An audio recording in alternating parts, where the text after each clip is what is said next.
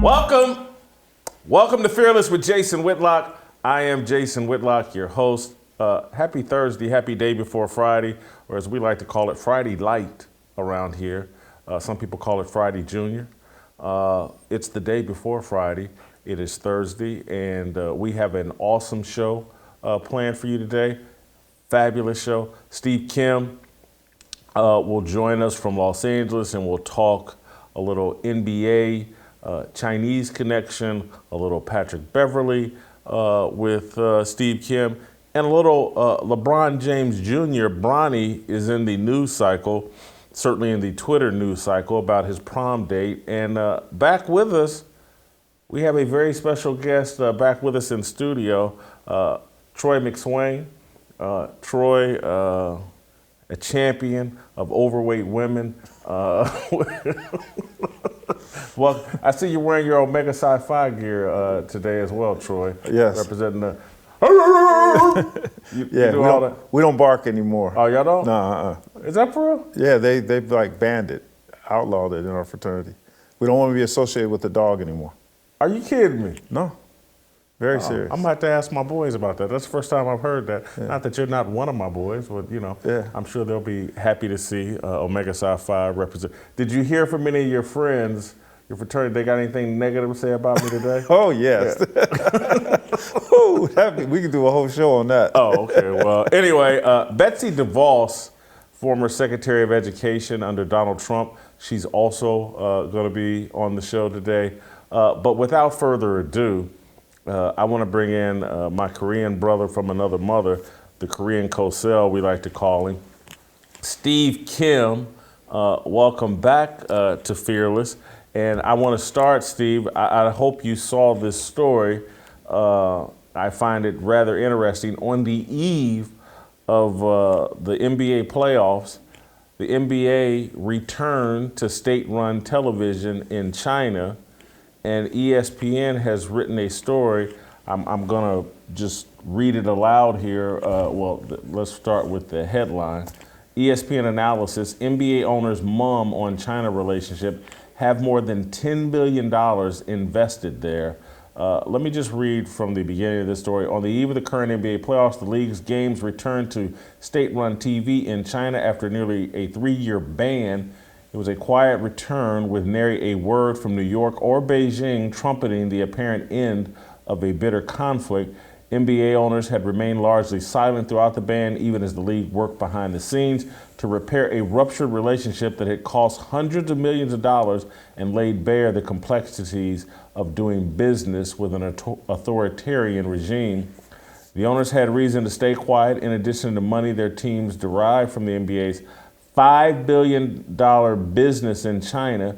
Many have significant personal stakes there through their other businesses. ESPN examined the investments of 40 principal owners and found that they collectively have more than $10 billion tied up in China, including one owner whose company has a joint venture with an entity that has been sanctioned by the U.S. government. There was a quote here from, this is a quote from Robert Kuhn, a longtime advisor to Chinese political leaders and multinational corporations in China. Quote, this is a significant issue and problem that American companies have. It's tension between the two poles to see companies promoting social justice in the United States, but staying silent on what we perceive to be far worse issues in China. This is going to be an issue for the rest of our working lives. I'm sitting here shocked, Steve, that ESPN covered this story at all, and the fact that they did makes me think, how much worse the story must be than what they've put out. I'm shocked ESPN is drawing any attention to this. Are you surprised? Oh, I'm stunned. And by the way, for clarification, aren't they NBA governors? They're no longer owners. And it brings about my thought. I would love to see what SJW at large, Draymond Green, has to say about all this. He's been out front and center in his criticism of everything. But you're right. When John Hadley said, Steve, look up this story, about NBA in China, and then he typed in ESPN. I said, wait, are we sure about that? And even as I'm dialing in the URL, typing it in on my laptop, like you, I was stunned that they were allowed to even broach this subject. Now, the onus, I believe, is on some of the NBA writers who, for the last 2.5, 3 years plus, have been all in on this movement about how they're more than athletes, about how there's social justice issues, and an injustice anywhere is an injustice everywhere. Will they even broach the subject at all with anybody for the remainder of the playoffs? But I do have a question for the players that were taking knees, raising fists, and doing hashtags. Do any of them, or will any of them, have anything to say about this particular subject? Well, I think it was a couple of weeks ago, Ethan Strauss, who writes the best stuff on the NBA, he's got a Substack, House of Strauss, you should check it out. But he wrote a piece about how the NBA has tamped down its social justice stuff. It went from having Black Lives Matter on the court to the players being a lot less vocal this year. And he indicated it was about television ratings. I'm sure it was about the hypocrisy of this China relationship and their silence on China. And they knew, I'm sure they anticipated, like, hey, we got to get back on China-run TV. And if we don't shut up about social justice warriors, when we do get back in bed with China TV, it's going to be thrown in our face.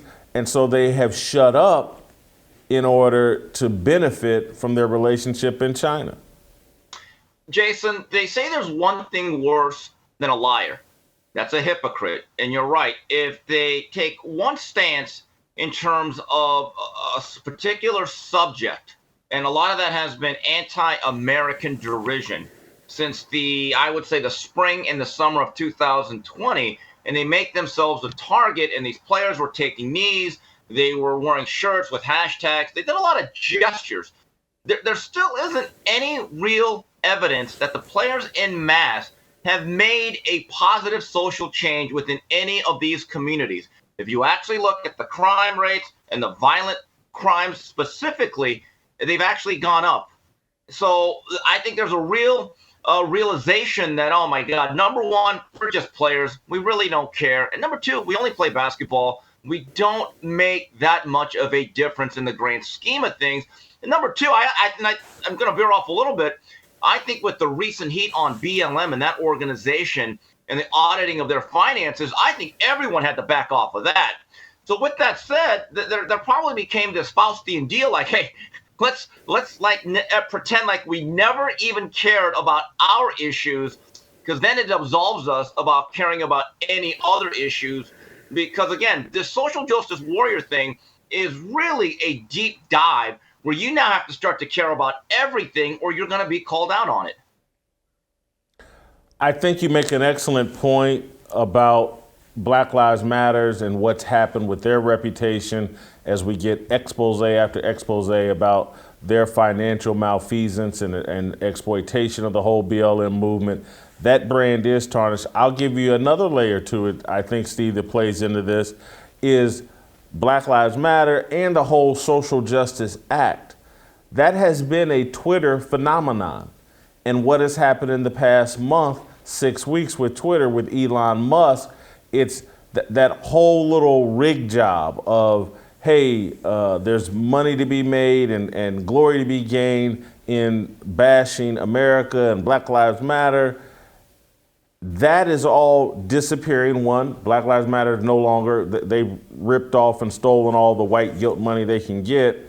And Twitter, I think, is less supportive of that narrative now because, one, Black Lives Matter's brand has been damaged. Two, Elon Musk has come in and is attempting to take over Twitter. And so I guess I'll go, and I wasn't anticipating going there, but that's why I enjoy our conversation so much. I'm just wondering, are we seeing the end of the woke era? Oh, I certainly hope so. I believe the last month or so has been very, very encouraging for those who just want honest discourse. Because what we've had the last 3 to 4 years has not been honest. There has been a form of censorship and incredible double standards. Going back to the NBA real quickly, in terms of stories that are talked about and stories that are buried. Going back to Draymond Green, I don't mean to pick on him, but he's made himself a target. His best friend, or one of his self-proclaimed best friends and teammates at Michigan State, Adrian Payne, was murdered. Could you imagine what he'd be saying if that was a white cop that did that?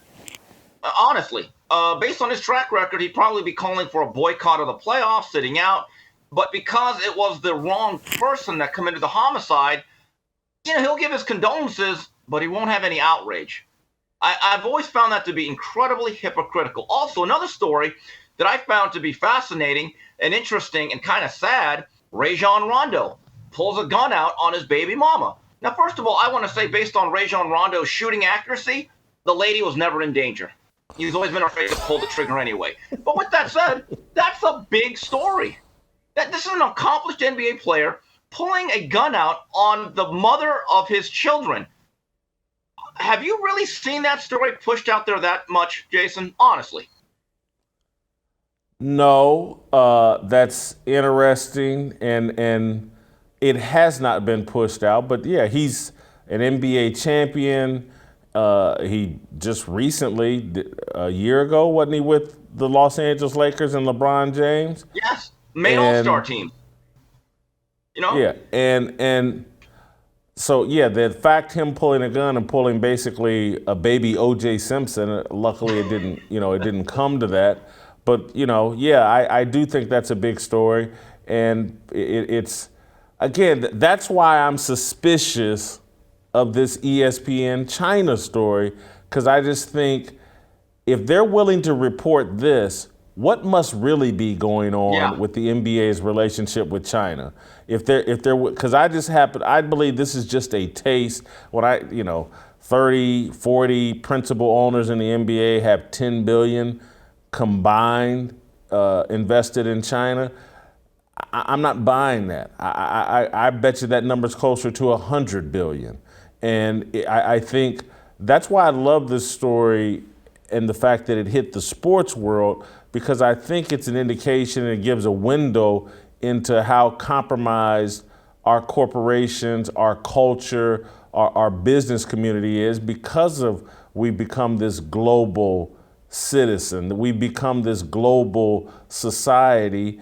China has a lot of influence over the NBA and other corporations, and that gives them a lot of influence over our culture here in America. And I don't think people have fully understood that.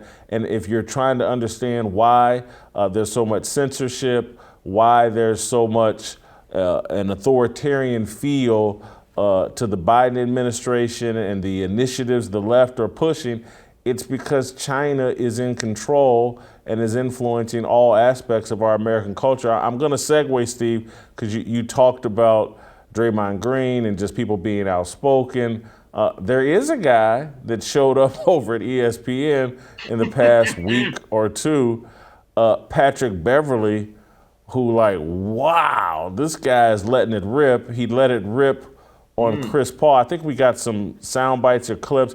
I would like to start with him going after Chris Paul for those that haven't seen it, but he was hypercritical of Chris Paul and his performance in Game 7 and just his performance overall. Let's play a taste of that. Man, ain't nobody worried about Chris Paul when he played Phoenix Suns. Nobody in the NBA. But what did I just say, though? And I'm just letting you know how NBA players feel and think. I believe you, but what I'm saying He's finessed the game to a point where he gets all the petty calls, all the swipe throughs at the end. I mean, this guy is out, man. We gonna be honest? We want to be really honest? Yes. He should have fouled out. He should have fouled out. The last game, too. You see the replay against Brunson, hit him on the shoulder, hit him in the mouth, ref don't call anything. If that's me, review it. Flagrant 1. If that's him, they don't call it. So let's not get it twisted, man. He should have fouled out. He can't guard. He literally can't guard. He can't guard. Yeah. He can't. Chris Paul can't guard anybody? Is that what you say? Did you see that? No, he can't. Everyone knows that. Excuse me. No. I don't know that. I haven't heard anybody tell me that. Because you haven't suited up. You know, guys don't like to tell you all the truth. You know that because they scared. They scared what you gonna take with it. No, he's right about that. They will lie. He's honest. They will lie. That is true. He's not lying about that. CP can't guard nobody, man. Everybody in the NBA know that. Everybody know that. Guard anybody. What we call them? Cone. You know what you do with cones? Like when in the summertime, you got a cone. You make a move. What does the cone do? Stay still. Exactly. He's a cone. Stop playing, man. Everybody knows that. Everyone knows that. It's just y'all don't want to accept it because. No, I don't accept that. No. I'm saying again, if you're taller than him, you say you can shoot over him. Obviously, that's an issue. But give him the Ben Simmons slander. Give him the PG 13 slander. Give him the slander that you give everybody. Come on, Steve. Woo. So I loved it. And it was like, wow, Patrick Beverley coming hard, and it's good to finally see someone. And he's a current NBA player. He's in that fraternity still. I thought that was amazing. Matt Barnes, former NBA player. I think he's been out of the league since 2017, 2018, or as Kwame calls him, Becky with the good hair. Matt Barnes had a completely different take. I think we have that. Matt Barnes went on ESPN the next day or later that day and attacked Patrick Beverley. Chris Paul is obviously going to take a lot of the blame. As Ramona said, and as Chris knows, he didn't play well from games 3 to 7. He played terrible, and he'll tell you that. But what I want to touch on real quick, RJ, is the disrespect I saw from Pat Beverley earlier today. You know, as reporters, you know, part of the media, we have a job to be critical, but I think there's a thin line between being critical and disrespecting. And I feel like what Pat Beverley did today to Chris Paul was completely disrespectful and out of the line. And Pat Beverley's talking like he's that guy. You're not that guy. Plain and simple. Chris Paul played terrible this series, and his numbers are still better than your career numbers have ever been. So I just think you have to understand, Chris is a 12-time All-Star. He played terrible. First time, all defense 9 times, 7 times first team all defense. He'll be a Hall of Famer. Pat Bev and I were similar type role players.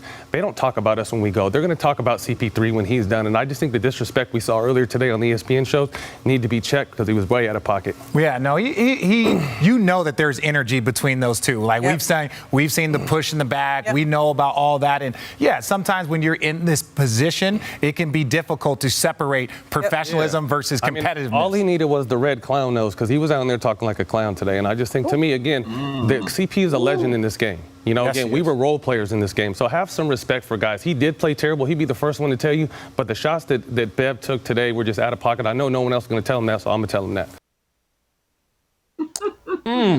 that. Whose team you on here? Who you siding with? Pat Beverley or Matt Barnes? Well, I'm part of the Bev hive because he was more petty than Richard and Tom combined. But this is the point that I want to make, and I know me and you get this all the time. Have you ever done it? Did you ever play the game?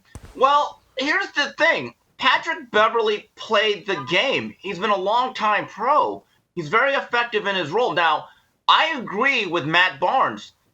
We are role players, so we kind of know the hierarchy of where our status is. But this is the hypocrisy of the public and even players who always question our credentials or any credentials or the veracity of what media says about players. So you can only criticize if you're at that level. So that literally means by that standard, only Michael Jordan can really make a critique of a player. Because then it becomes a game, well, wait a minute, you're criticizing me. You only made 3 All-Star games. I made 5. Yeah, you made 2 all-defensive teams. Guess what? I made 6. You made $100 million. I made $300 million. If that's the standard we're going to have, that's a tough standard. And I've often pointed this out to boxers, and they hate when I say this. When boxers always say, well, you've never boxed, blah, blah, blah, I don't care about your criticism. Every time you tell them, you're right. So every time someone gives you a compliment, do you ask them, well, what are your qualifications to compliment me? It goes both ways. And I have an idea. See, I like what Beverley is doing because he's staying inbred on character.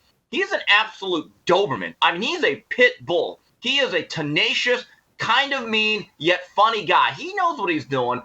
It reminds me of Rowdy Roddy Piper, my all-time favorite wrestling heel. Yes, I watched wrestling as a kid. I want to start a show called The Bev Hive, where he basically interviews a player that he may not like in between the halftime of a game, and he just says anything he wants. And I'd love that first guest to be Chris pylon. I'd go with pylon more than cone, and just have at it and let them battle 5 minutes in between a quarter. Because, not the halftime, but in between a quarter, set up a little stage, and it'd be his version of Piper's Pit.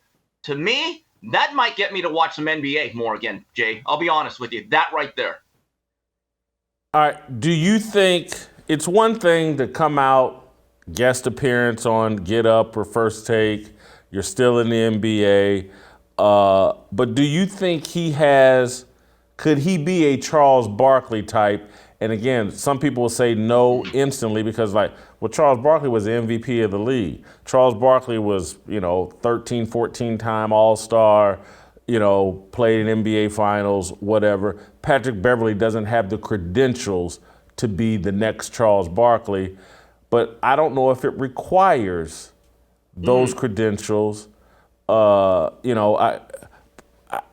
don't. Do you think he can sustain this, or will he fold after Look, Damian Lillard, I think, had put a tweet out criticizing Patrick Beverley, on TV acting like his word law, speaking on private combos and preying on MF's downfall. This weird behavior, shaking my head, I ain't got a horse in the race. That's Damian Lillard. I wonder if he can take this kind of blowback from his peers in the league, or maybe he just doesn't care. I would hope he doesn't care, but let's go back to what you originally said. Could he be a game analyst for 2.5 hours? Probably not. Certain guys, less is more. If you give us in shot glass, it's like great tequila. Tequila is best served in short little shot glasses. And again, you don't want too much or you wake up with a massive bad hangover. Other guys are like kegs of beer.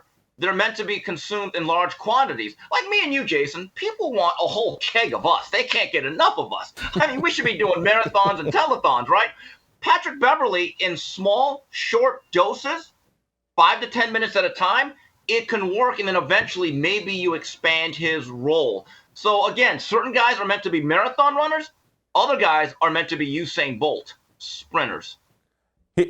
Here's what I think I heard from Matt Barnes and what his criticism really means and why he wants Patrick Beverley to shut up. Is I think all of these guys, and I'm not trying to be hyper negative, I'm just trying to be real. I think from Jalen Rose to Matt Barnes to even Kendrick Perkins and Richard Jefferson, I'm not being hyper negative, but I just think they don't want the hassle of having to say what they really think. They don't want the hassle of having to be critical of these guys that are playing in the NBA because it's like, oh man, we might go to the same party. We might be chasing the same girl. What am I going to do when I see them out and they're upset? And again, it's the corrupting of the media because so many of these athletes are given platforms by ESPN, by Fox Sports, and there's a game they're playing, whereas a lot of times as it relates to journalists, Colin Cowherd, Jason Whitlock, even, I'm going to Skip Bayless or whatever.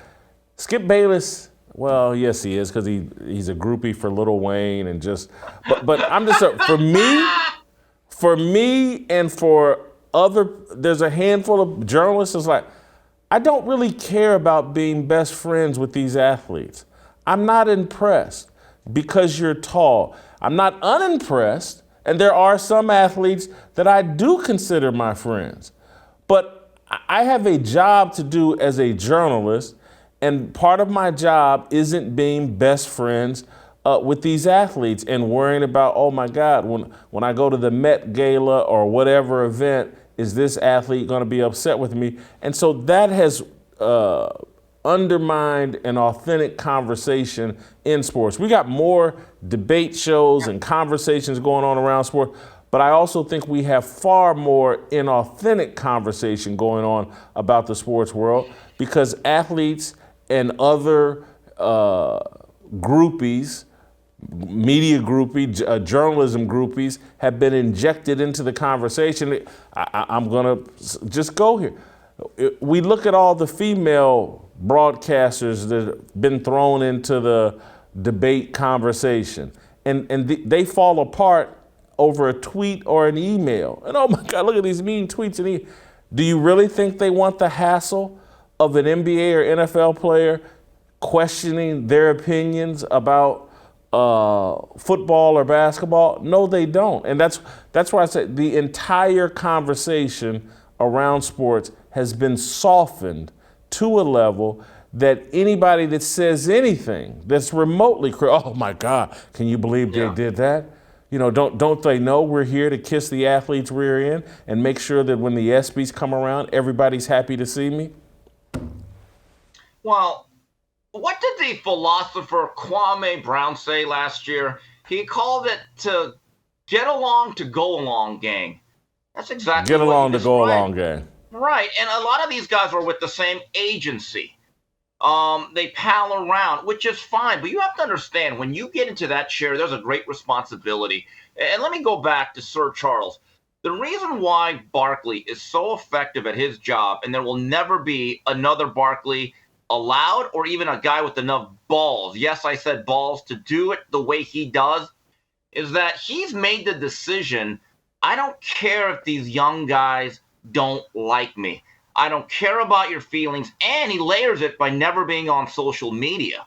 So he will never be pressured into saying something he doesn't mean. If you go back to that Inside the NBA on TNT team, a strange thing started happening a couple of years ago where a lot of the players would do a post-game interview with Shaq O'Neal, and they were very cold to Shaq. And I thought in the beginning Shaq was taken aback by that. And he was a little bit like, wow, these players. Then he got over it. He said, you know what? You don't like me. I don't care. And I think he became a better broadcaster for it. So now you basically have what I call the two-headed Walt Kowalski. That's the Clint Eastwood character in Gran Torino, the get off the lawn guy. That's really like he doesn't care about what anyone thinks, especially if you're younger than them, and it makes for magical TV. ESPN, they expect, and I don't know, and I know this from working there, and you do too, but we had different roles. They don't want you to be too critical because it is about access. And sometimes with access comes the sacrifice of being able to tell the blunt truth. Inside the NBA crew is all men. That's another difference.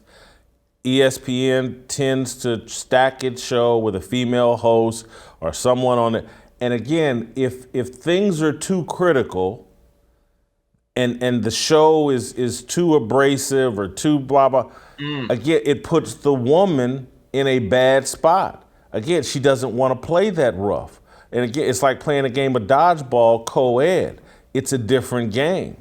And that's what these shows are supposed to be, dodgeball, and you try to rip each other's heads off with the dodgeball. But again, once it becomes co-ed, now you got to bring things down a level and be more careful, and that's what has happened the entire conversation. Again, it's not a shock that Patrick Beverley goes on Get Up with Mike Greenberg and Stephen A. Smith, says what he really thinks, and then Matt Barnes goes on a show that's traditionally hosted by a woman. And again, Ramona Shelburne was there. She wasn't the host. Richard Jefferson was. But again, you just bring it all down because you don't want to play the game at a speed that someone else can't play. If you're on there lighting up NBA players and saying what you really think, and then you toss it over to our NFL player, and then you toss it over to Mina Kimes, she can't play the game at that speed. So everybody just slows the game down. That's what's happened to ESPN. Hey, stick where you are. I want to take care of some business, and then we're going to talk about Bronny James. America has a meat problem because almost everything in grocery stores comes from corporate-run farms. What does that mean? Corporate farms raise huge amounts of animals in crowded, inhumane conditions, increasing the speed of animal growth through growth hormone injections. That's why you need to see our friends over at Good Ranchers. With Good Ranchers, their animals are ethically raised and sustainably sourced.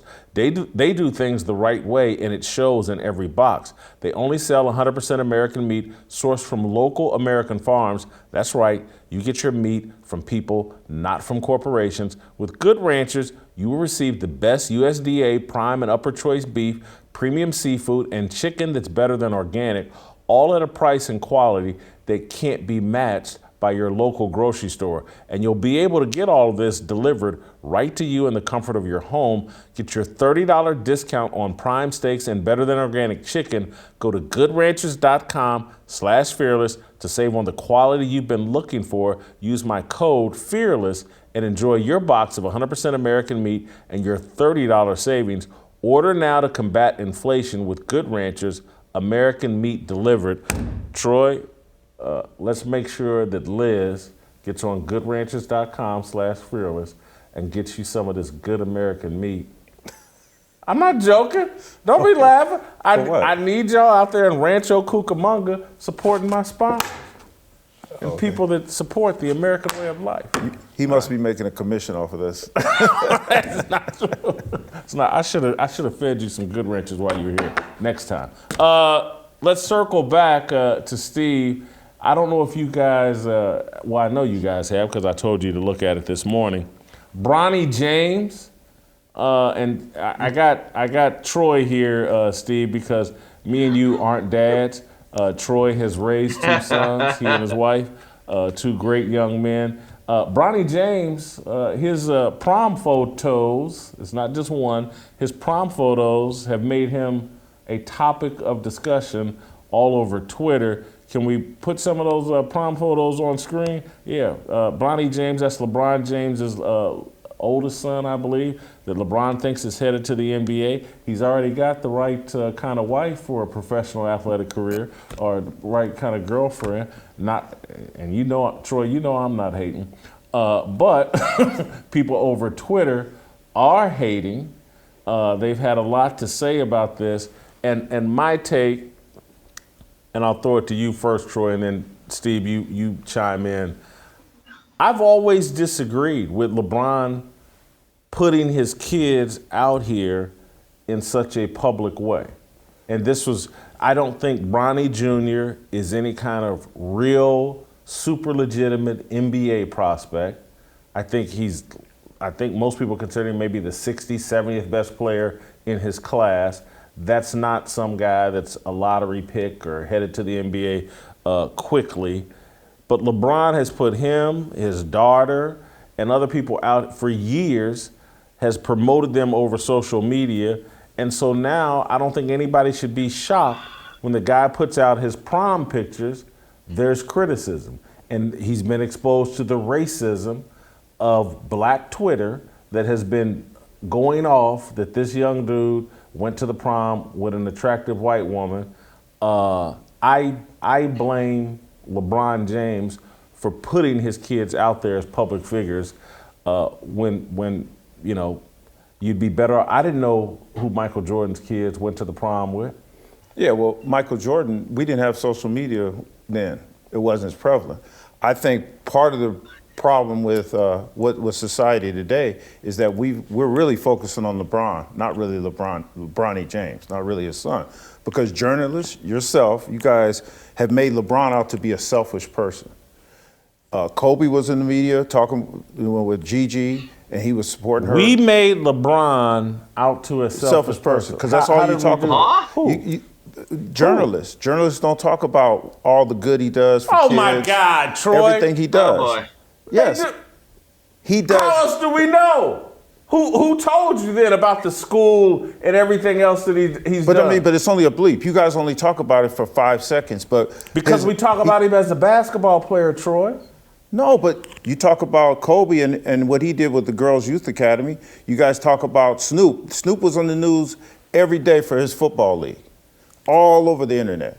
But you guys don't talk about LeBron James in his school, the $2.5 million he gives to the Boys and Girls Club. He built the Ali museum in D.C. He built the Ali section of that. And you did this all on your own research? The media didn't tell you this, Troy? No, the media told me that, but I'm saying I'm saying your take on that is but you only give it a little bit of time. Because Troy, if we sat here and opened this show or some show on ESPN, guys, let's debate. LeBron gave so and so many million to this school.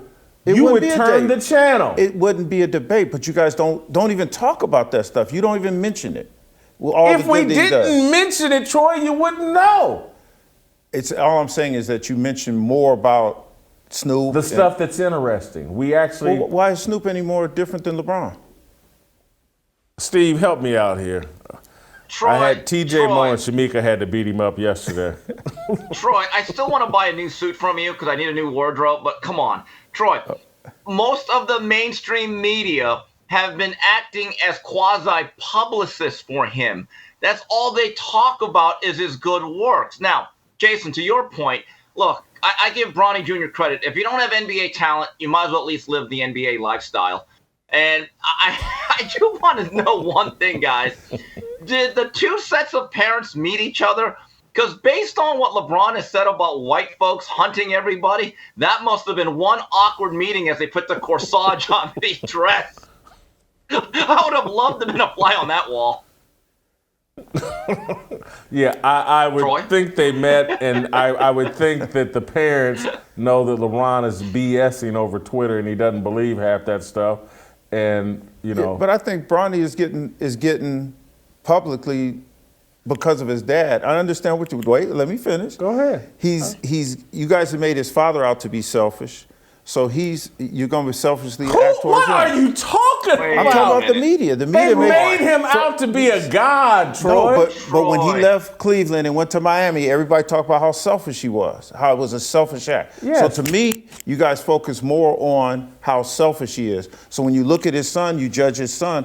When they talk about him at the basketball game, he's slam dunking, shooting shots, and doing stuff. That's him being selfish. They focus on his he loves the selfish, attention. his selfish acts, meaning LeBron's selfish acts. So all you're doing is just rolling his son right in and just rolling down the same track. So as it's his the dad. media. So the media is the one That's fueling tweeting this. out all the racist stuff about him taking this white girl to the prom. I'm saying That's you the guys are media. fueling it. You're fueling it. We're fueling You're fueling that. it by what? how you treat LeBron. Here's Troy, though. Let me respectfully disagree again. Here's the problem. They put up the tweet. I didn't know about the tweet until it became a story. And there's not a single journalist out there that was really responding, saying, wait a minute, why are you with the Becky Beckington? And has your father gotten to page 3 of the Malcolm X autobiography? That was not happening. I would even argue that most of the perception of LeBron from the media is actually positive because much of his goodwill has been amplified. That's actually been covered. Also, him as this modern day Muhammad Ali, that's actually been spoken about. So let's be honest about this. You're right. Some of the coverage of LeBron, I think, is actually unfair. But Troy, LeBron has brought much of this on himself. Right, but that has nothing to do with his son. So why are we talking about why is everybody going crazy about his son? Because of the attention that his father has got. No, but you should ask the public. But you should ask Troy, the public that. The Troy. media didn't make this a big story. Troy, you do know, like this morning we talked about this. Right. And I talked to someone that was like, hey, has he really done a good job of protecting his kids from the noise? No, he has not. And so who is that? Because again, that's my argument that, hey man, keep your kids out of the spotlight. Fame is a drug, and anybody that has experienced fame should recognize it as a drug. And yes, I know some drug users, they just love the high of cocaine, they love the high of weed. But I know a lot of people also that have been destroyed by their love of that high. And I see the same thing as it relates to fame. People want to be famous. I love being famous. I want to blah, blah, blah. And like I'm suggesting that smart, self-aware people should recognize, like, no, fame is a drug. It's very distorting and is not healthy for you. And if I were LeBron James, like, well, I'm 6'9", I'm a great basketball player, I'm stuck with having to deal with fame. I'm not going to pass that high on to my kids. It's no different than if you're overweight like me. I would do everything I could to not pass gluttony on to my kids.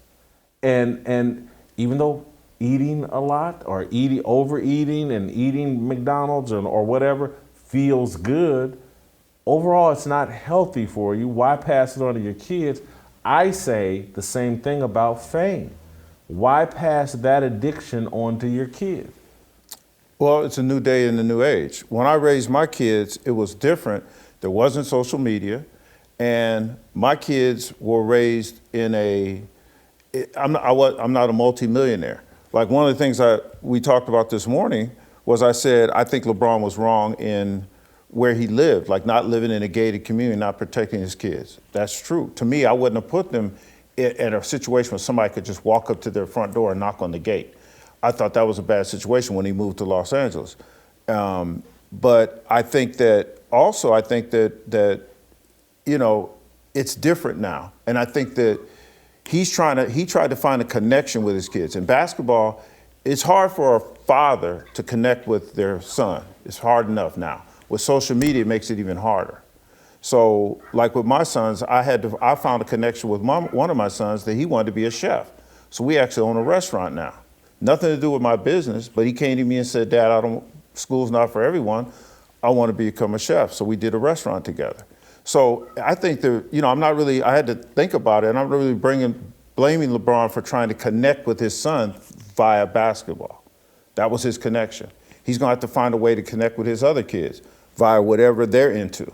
So, and that's what I'm saying. So I had to look at it a little differently as I thought about it more. I said, you know what? He's just really trying to connect to his son. And I think, and this is where it goes to the media, I think you guys are the ones that have focused on it and made him out to be selfish.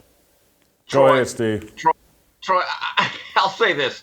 Where LeBron lived in LA, it's basically a gated community. He's surrounded by a lot of rich, affluent white people. He's safe and secure there. And I will give you this, Troy. LeBron has been a better dad than Dwayne Wade.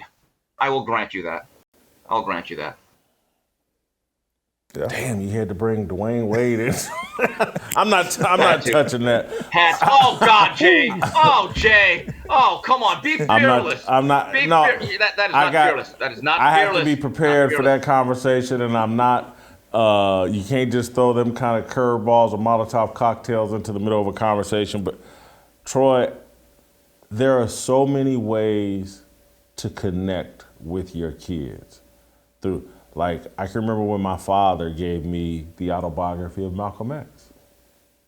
That was a way for me to read a book and connect and have a conversation with my father. I can remember going vacations and fishing and taking us out, teaching us how to shoot a gun. I can, us helping him build his bar, just no different than what you're talking about with your son in a restaurant. But putting fame on your kids, I just think LeBron and other people who have experienced fame and should have seen eyewitness accounts are like, man, look what fame has done to, and he maybe LeBron, but look at all these child Hollywood stars that just go crazy. Macaulay Culkin, Todd Bridges. You live out in LA, you can hear all the horror stories about fame. Why put that on your kids? They don't need it for the money. LeBron's going to make more than enough money for them for the next 100 years. And so that's where when I looked and saw like Bronny's trending, and then I looked and saw why, and then I looked and saw people talking about the race of the girl he took to the prom. I'm just, LeBron put his kids in that situation. in my view. And I know you could sit there and say, no, blame the people being critical, blame the people being racist. Exactly. But you can't fix all of them. You can control what you do. The idiots over Twitter, I can't control them. All right. Yeah, well, I mean, Jason, you make a good point. Give me another one. Again, there we go. I go you back make a good point. I love that. I go back to this as journalists. It's y'all's fault. It's everybody's fault. LeBron's done nothing. It's the media. It's everybody's fault. Oh my God.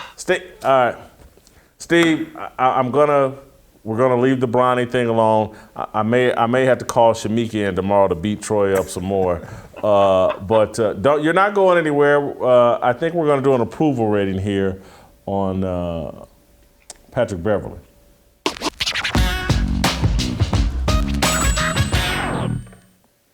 All right, this is just me and Steve Kim We had our discussion about Patrick Beverley. I love the energy that he's brought to the table as a broadcaster. Completely disagree with Matt Barnes and people that, he doesn't have the credentials. Those are all just people that don't want to have to meet that standard of commentary. They want to collect a nice fat check for playing patty cake and kissing the rear end of other athletes. They don't. It's comical that Matt Barnes and they call their show "All the Smoke" and they want none of it. So I've got Patrick Beverley in terms of job performance at a 23. Great debut. I think I would have probably dressed him a little better than the white button-down shirt. But anyway, I give him a 23 in job performance. Jay, I actually gave him a quarter, the 25, because he set it off like Queen Latifah. I've never seen a player that averaged that little points go viral for being a guest host. And I think inadvertently he set himself up for the next chapter of his career because he found himself a new career once he retires. 25. Well, 25. I don't think it's inadvertent. I think it was strategic. I think a lot of these guys, look, you read the stories about broadcasters. Tom Brady's making $30 million. Tony Romo's making 18. Troy Aikman's blah, blah. They just know there's so much money in broadcasting now. I think this was very strategic and calculated by him. And that's why, as it relates to character, I'm kind of middle of the road here because I don't know enough about Patrick Beverley, but I gave him a 15 in character. I actually went with the 10 because I know he's had some run-ins. He's kind of a scrappy guy. There's been some shoving and pushing incidents, so I'm going to knock him down a little bit. I gave him a 10. Authenticity, although I probably just contradicted myself a little bit, even though it is strategic, I think the guy's being very authentic. I think he went on TV with a game plan. Well, you know what? I'm going to talk on this camera the same way we talk in the locker room. And, Chris Paul, ain't nobody worried about him guarding them. And I'm not losing any sleep worrying about guarding Chris Paul. I do think he was very authentic, loved it, so I gave him a 24 in authenticity. Jason, remember that classic scene in Coming to America, the barbershop scene? Eddie Murphy, Arsenio Hall playing the old guys, talking about boxing, Mike Tyson, his mama named him Clay. That's what we want, right? Well, that's very authentic. He went out there and said something that's usually said in private among players to the open world. For that, I give him another 25. Very high. It factor. I'm looking at an NBA role player that goes viral as soon as he hits the microphone. Maybe he's a natural. Maybe he's the Eric B. and Rakim. I think Rakim was the rapper. Eric B. was the DJ. Maybe he's the Rakim of broadcasting, just a natural coming straight out the gate. So in it factor, I gave him a 23. All right, you're saying he's Rakim, the greatest lyricist of all time. I'm thinking more in persona of DMX, because he has no friends. He's just barking. He's getting into brawls and everything like that. Although Belly, not the greatest look. Really good music video. That was a terrible movie. But you know what? He delivers the message well, and I like it because it resonates with his voice. I gave him a 20. All right. We both have him at a smoke show. I've got him at 85. You've got him at 80. Thank you, Steve. Good job. I got to take care of some more business before we get out of here. Betsy Devos is going to be joining me here in a second, but let me take care of some business. What if you could have your health care put back in your own hands instead of being sold to the highest bidder? Politicians, big pharma, and health insurance companies make enormous profits at the expense of your health. That's why Crowd Health works. It's not health insurance. You can see any doctor you want, pay the first $500, and submit any bills from there. The Crowd Health community takes care of the rest. No doctor networks, no huge premiums or deductibles. Best of all, no surprises. This is a game changer in the community healthcare industry. You just pay one low monthly total. It's less than $200 a month for most people. Stop paying health insurance companies your hard-earned dollars. Go to joincrowdhealth.com now and experience freedom from health insurance. Right now, you can get your first 6 months for just $99 per month. That's almost 50% off the normal price and a lot less than a high-deductible health care plan. Just go to joincrowdhealth.com and use promo code FEARLESS at sign-up. That's joincrowdhealth.com, promo code FEARLESS.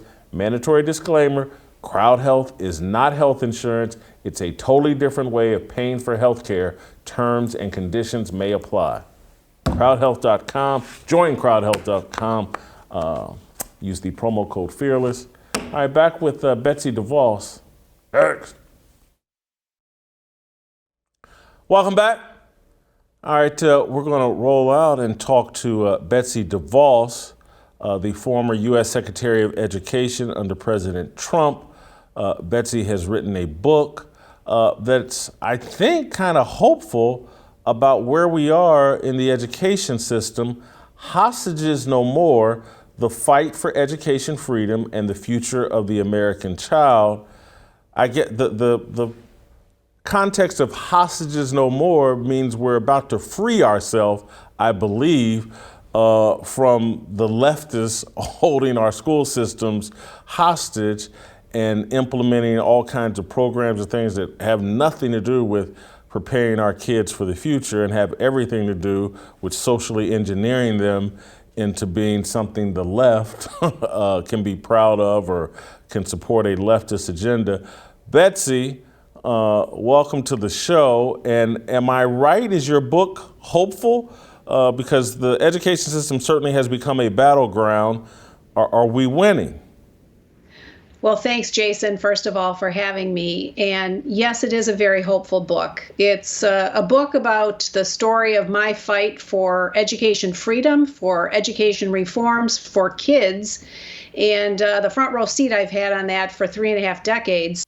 But importantly, so the Hostages No More is a reference to a direct quote from Horace Mann, who was considered the father of our K-12 education system more than 150 years ago, where he said that educators should feel comfortable with the fact that parents are giving their children as hostages to their cause.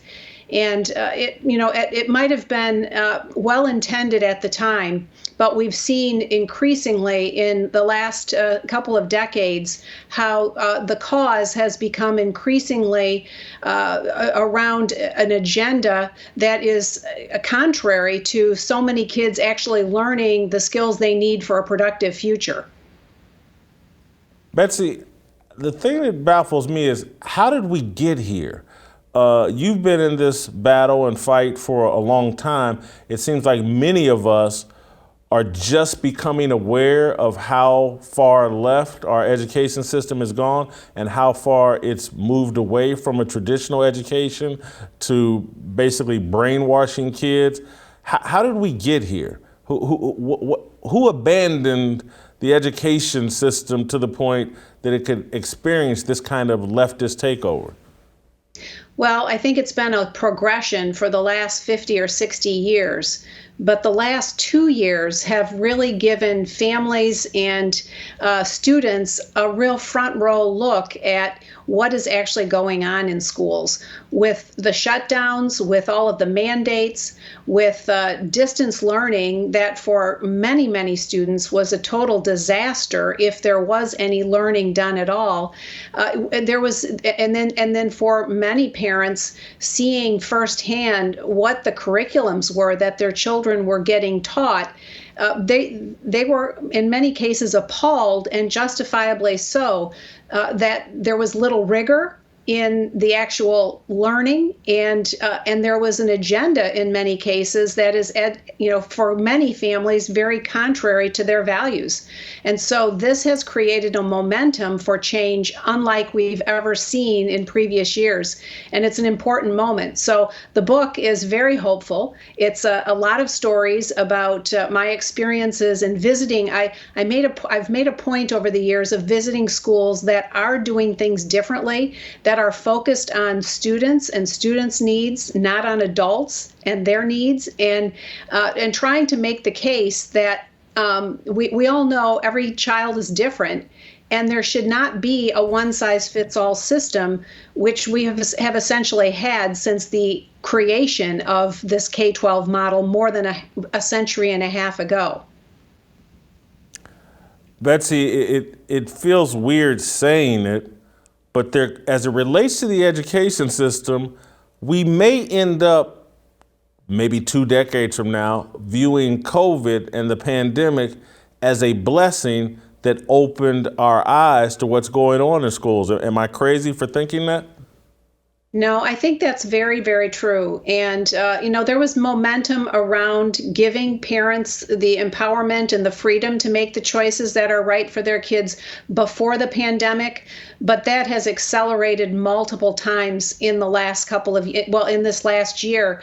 Many states have introduced new programs giving families more freedom. And there's many, many more pieces of legislation and policy being introduced across the country. This issue at the federal level continues to gain momentum as well, even as the left continues to defend and protect everything about the system that they have, advocated for all of these decades. We're seeing a very divergent move between what the left wants for the future of K-12 education and what parents and families want. There's a lot of debate, obviously, around critical race theory. And I see people on TV, well, they're not really teaching critical race theory. You can't prove it, blah, blah, blah. And I sit and say, well, hold on. They are teaching that, in order to tell an accurate history of America, you must demonize America and say, it was founded in oppression and things like that. And I'd look at the 1619 Project and how some schools are adopting that. And I see, even if they're not adopting that, people are adopting the mindset of history is about oppression, not about triumph. It's not about the great things we did in America. It's about, the mistakes that we made in America. And if we don't teach kids that, we haven't taught them a proper history. That, to me, is critical race theory. That if we're trying to train up a group of young people to think poorly about America and its history and its behavior, and if we don't, somehow we're glossing over the truth. I just don't know anybody that would want to raise a child that way. Who wants to focus on the negative and exaggerate the negative and never really tell the story about here's what we did to correct the negative and celebrate that? The whole critical race theory thing and the mindset we're dropping on kids, it's just a burden I never had to experience. And I'm talking about as a black kid. I was taught in school, and my parents taught me, go out and conquer the world. My parents' generation fought battles for me to have a freedom and opportunity. And that was my mindset entering the workforce and entering adulthood, is that I could do anything. Why wouldn't we want to pass that mindset on to all kids? No, you're absolutely right. And the critical race theory is coming disguised in multiple different sorts of cloaks. And when we talk about trying to ban it, we know that it's just going to pop up under another banner, another moniker.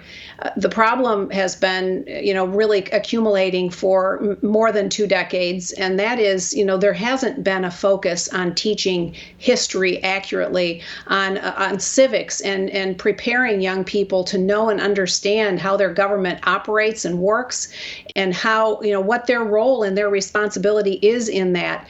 And so, one of the things that I think we need to collectively be calling for and demanding is really radical transparency in all forms of education, and that everybody should know what their children are being taught and when, and have a say in that. And we're seeing so many of them, they're attempted to be shut down across the country when parents are going to school board meetings. And so this speaks even more to the need for empowering families to make those choices. If their school is not working for their child, if their assigned school is not working for their child, they should be able to take the resources that are already spent on that child to a school or a place that is going to work and that is going to educate them.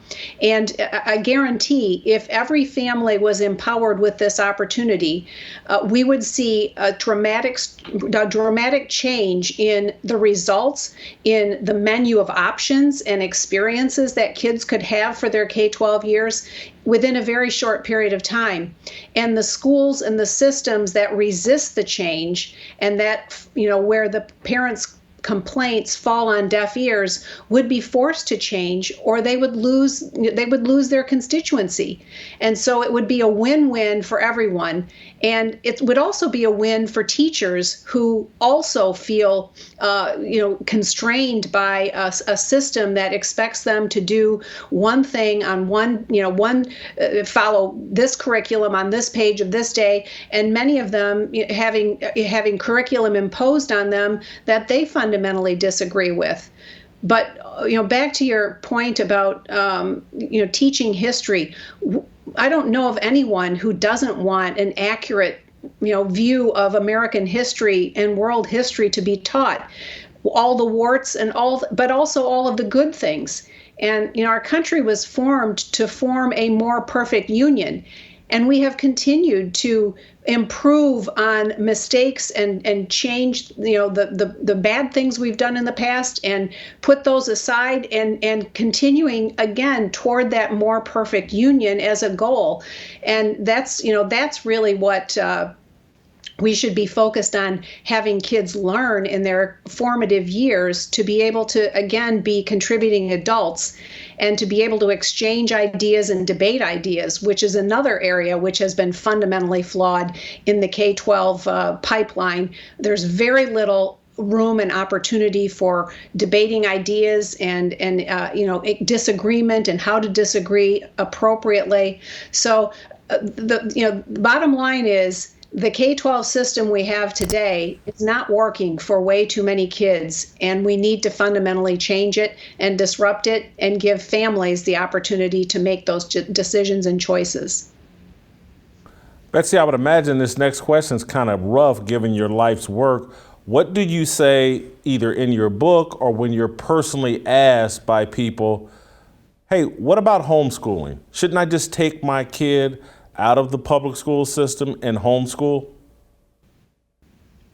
Well, homeschooling is a great option, and it's actually exploded in the last year and a half, more than double the rates that were homeschooling prior to the pandemic.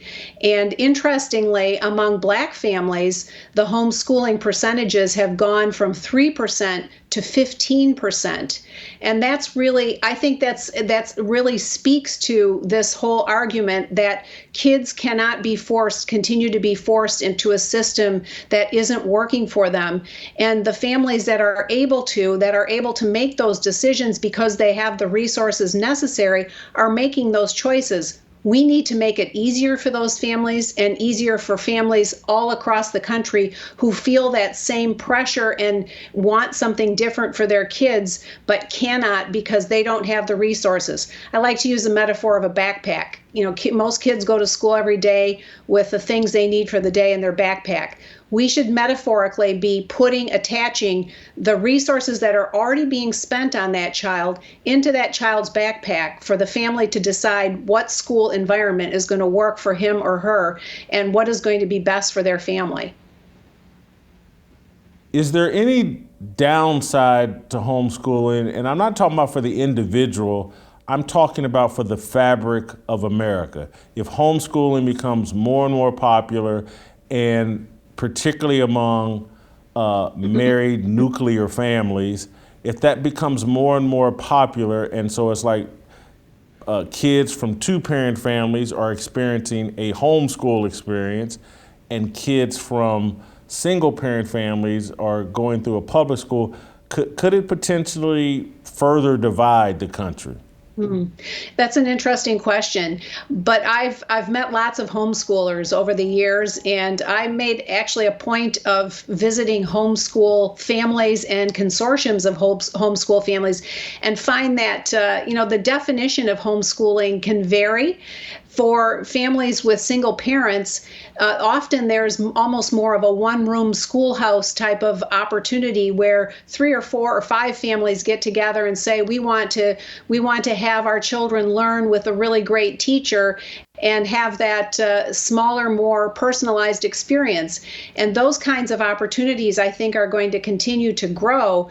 Some of them call them learning pods or micro schools. Whatever you call them, that personalized experience is really something that all families could opt into, again, if the resources are made available for that child and the focus is on doing what's right for that child.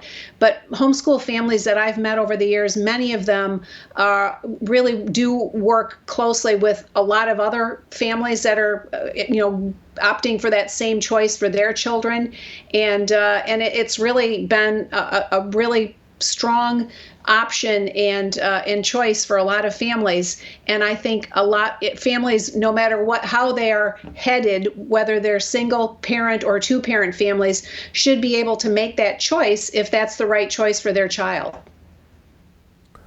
Betsy, what is the biggest challenge facing our education system? What should we be focused on most? Well, the biggest challenge is that the system continues to be a one-size-fits-all system for kids that are all very different and that have different needs for learning. Education is the least disrupted industry in our country. And some people bristle at the notion that education is an industry, but you look at all the infrastructure around education, and it is an industry that has more components and pieces than many other industries do.